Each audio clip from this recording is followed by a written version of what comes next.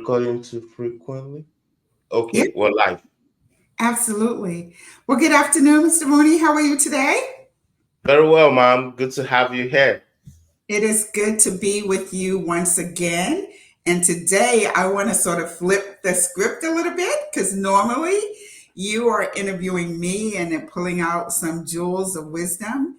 But today, because of the day that I had, I thought it would be appropriate to speak with you about some pressing needs. So today I had the opportunity to speak with five founders of nonprofit organizations. And in each of those conversations, the founders are just so, I guess, tired, exhausted. I'm going to use some of their words, um, and just really feeling like they're throwing their hands up, not knowing how to get their boards engaged, but more importantly, how to recruit new board members and get some new passionate people on board.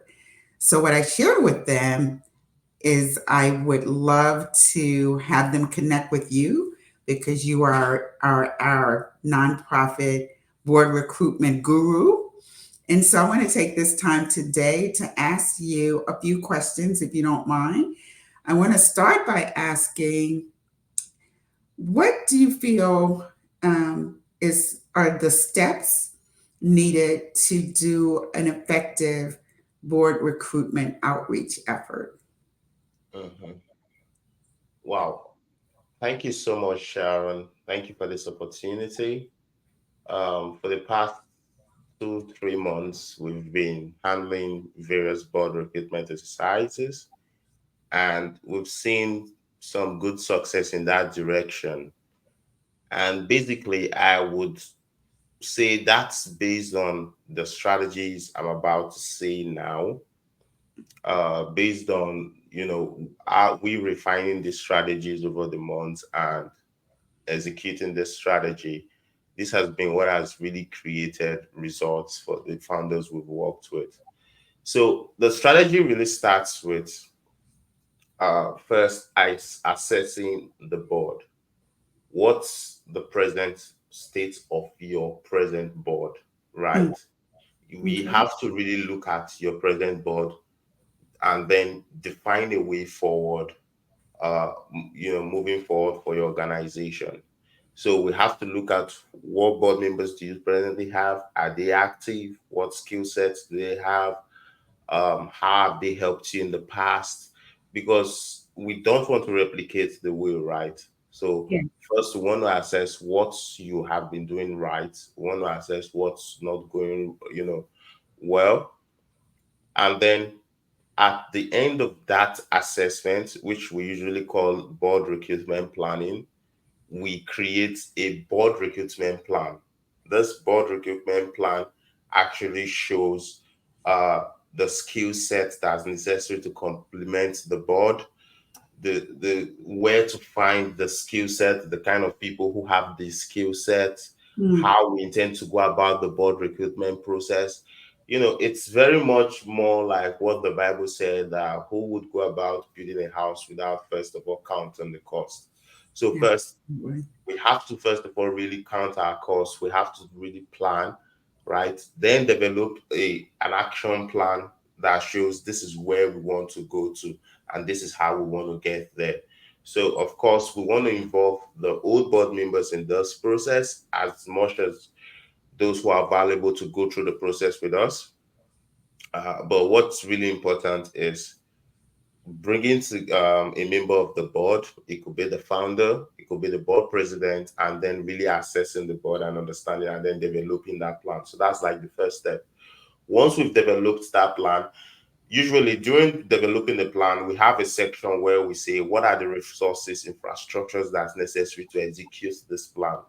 So Mm, it could be the board manual, it could be the board recruitment pack, it could be the board outreach messaging, the job posting, the interview questions, the interview invite letters, the congratulatory board letters, oh my the goodness. board application This is so form. comprehensive.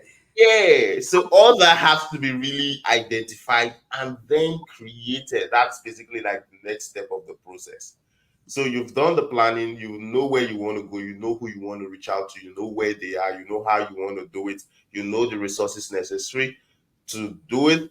The next step is now go on to create those tools so that you can start, an integrated board outreach, a board outreach that is well organized, that shows, you are an organization rather than, just putting out an outreach that doesn't really show, an organization. That's one of the challenges that I think we may discuss later about why Yeah. founders are really having it difficult with their organization. Some of the outreaches are so I think that's the third step of the process. I Hmm. think I'm jumping the gun here, but it's basically leading me down. So I'll go straight to it. After creating those resources, board application form, board recruitment pack, the messaging, the job posting, interview questions, interview invite letters, after creating all that, the next step is launching out the outreach. So launching out the outreach, of course, is where, like I was saying, a lot of founders get it wrong. They think it's just all about putting messaging out there and then people will run towards them. It doesn't always work that way. Hmm. So I was looking through a founders board outreach. She's been one I've been connected with for a long time, and she wanted to launch a board outreach, and she sent her she asked her virtual assistant to send me some of the content around your board outreach, and I was like, I think this is one of the reasons you need a complete board recruitment engagement. If you're trying to package it up, do it all on your own, you're going to really get it wrong because from the content from the outset, you're already getting it wrong. Now, this is really where the issue is for her appeal, for her board outreach. She's looking for board members, but she's using the word, we're looking for treasurers, secretary, fundraisers. Oh, so she was trying to recruit the officers? Yeah. Now the thing with this pattern, this strategy is this. People want to be board members, but they don't necessarily want to be secretaries. They don't Exactly. necessarily want to be treasurers. They haven't even thought about that part yet. They Exactly. just know they want to come on board and then see what they can do to support and.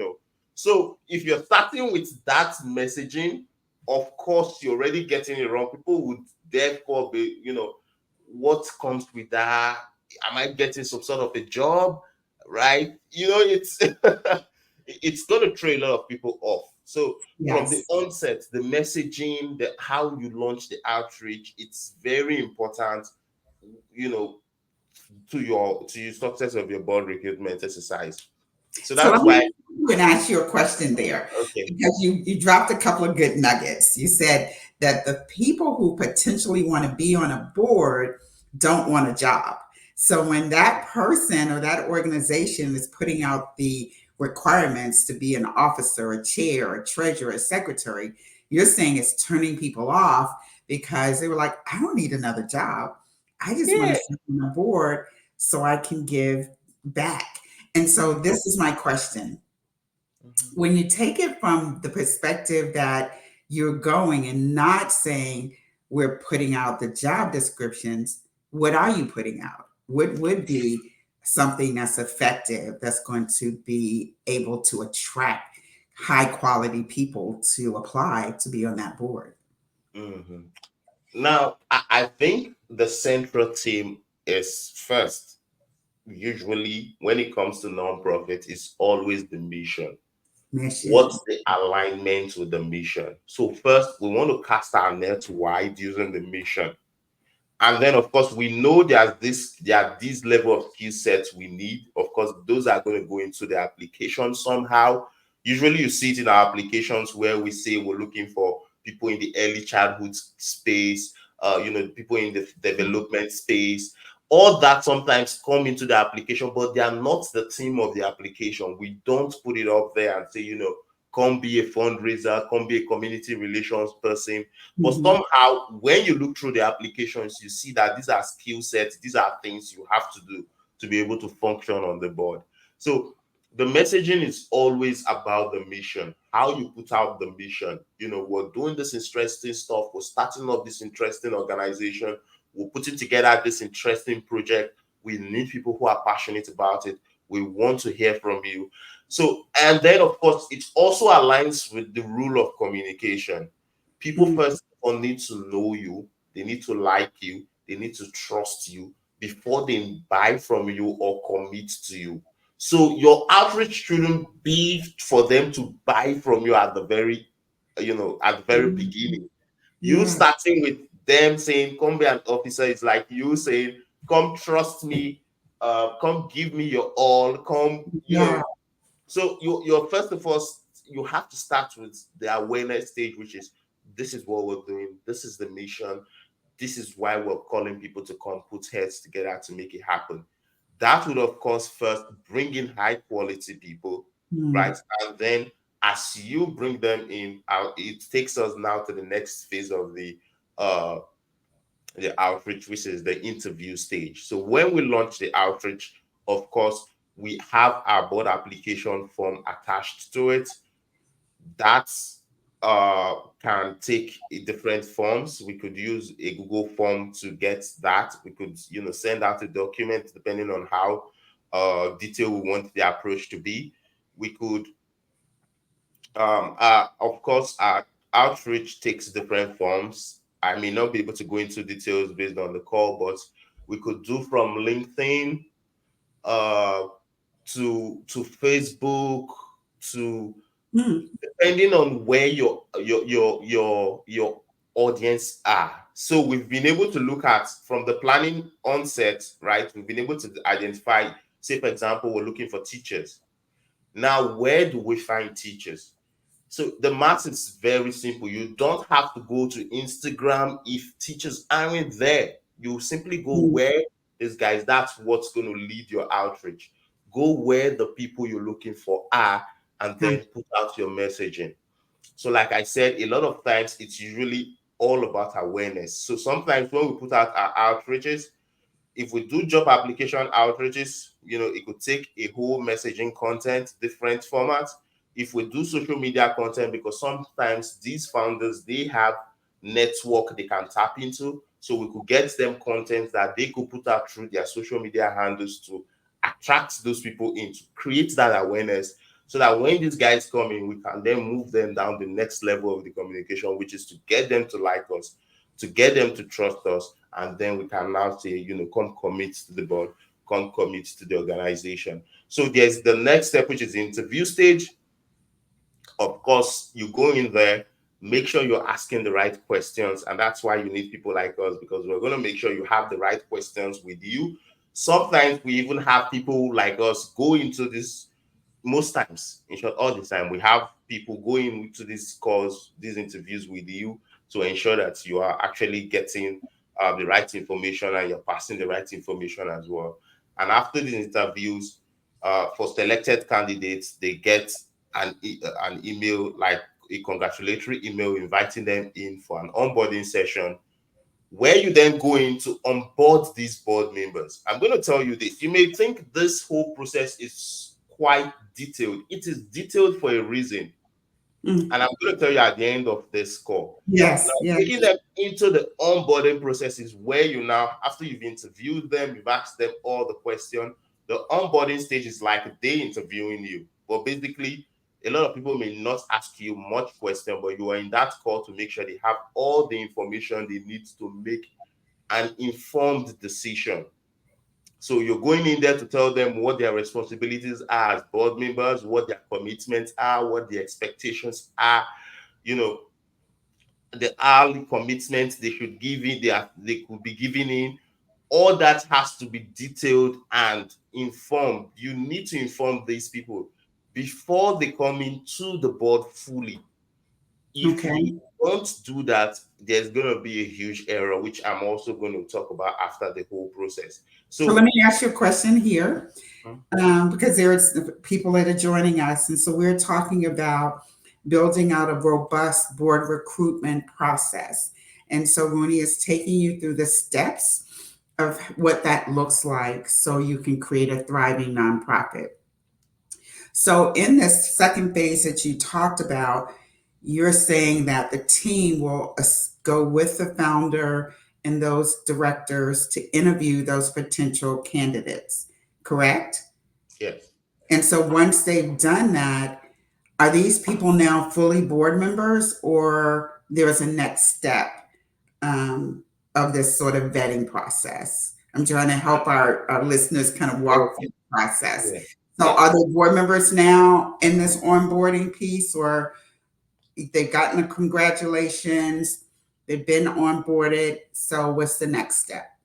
So the credibility piece, basically that's where we come in. I didn't put that up front because that's really one of the ways we come in. We recommend the credibility piece to you. We Gotcha. recommend agencies to you to do the background check, so you can verify these guys before they get the congratulatory email to come to the onboarding session. So that's really where Solution Matter come in. We provide these recommendations, and then cheaply, sometimes as low as $20 per board member, you do the background check, and that, of course, can be expected down the process. So even at the onboarding stage, we haven't entirely integrated them into the board. They know they've been selected. They know they are still being given more information. And even on the onboarding stage, they could still pull out. They Okay. could still tell you, I don't think this is really the best fit for me at this Mhm. stage anymore. Um, but the most important factor is they are still in the communication process where you're building the like, the trust, and then getting them to fully commit. So, uh, in, even after the onboarding process, you still have to bring them in for the board orientation call where you introduce them to the old board members and introduce them to the board structure, the present organizational structure. So it's all a process put in place, each step for a very important reason. You know what I love about this? It is, I told you I talked to these five founders today, and one of the questions I asked was, tell me how you selected your board in the past. And they said, oh, I just talked to some friends, or I just picked up the phone and said, hey, I'm starting a nonprofit. Would you come on board? And so now they're finding themselves frustrated because they didn't do exactly what you're talking about, putting the steps in place, interviewing, going through the background checks, finding the match of what their skills are, but more importantly, making sure that they align with the mission, and they've been onboarded and they have orientation. So what's the next step? I'm getting excited just listening to this All right. process So, because it just makes so much sense. yeah. Now, the board orientation or the board introduction, where you introduce them to the old board members, they introduce themselves, what they do, their passion, how they connect to the mission. All that is still very much within the recruitment scope. Now there's the last scope that has to integrate them into the organization. And this is also a point a lot of founders miss out on. That's Mhm. really, creating problems for them down the line. So you have to be able to plan with these new board members immediately when they come in. Now, after the introduction, where you introduce them to the new board member, the next meeting should be strategic planning review, strategic planning retreats, work plan creation, whatever name you want to call it. But you guys Gotcha. have to plan together. There's the psychology to it. People who plan together execute together. So the first point of really, I call it, is like mixing oil with water. The point where Mm. you mix both together and then they become one mixture, right, is really where you plan with them, right? Where they begin to share their ideas as regards the program, where they begin to share their ideas as regards the audience to impact, where they begin to share solutions, new programs, new services. All that is like an integration process that brings them alive into the organization, and they become aware completely about the organization at that point because they've been able to plan and chart the future of that organization. So People that who last plan piece, together execute together. I have to write this down. yeah. Wow. Keep Yeah. going. This is powerful stuff. Okay. Mhm. So the thing we've seen is why founders have challenges with their board members. Like you said, they invited someone in and they just came in, decided having meetings. That's really the challenge. By not taking them through this detailed process, you are never going to get their commitment. And secondly, they didn't even know what they were coming into because you didn't take them through this process. So at that point, they are never going to be really ready to give that energy that you need for them to run. And sometimes another factor is the fact that, aside the fact that organizations don't have a good board recruitment process, they also don't have a good board engagement process.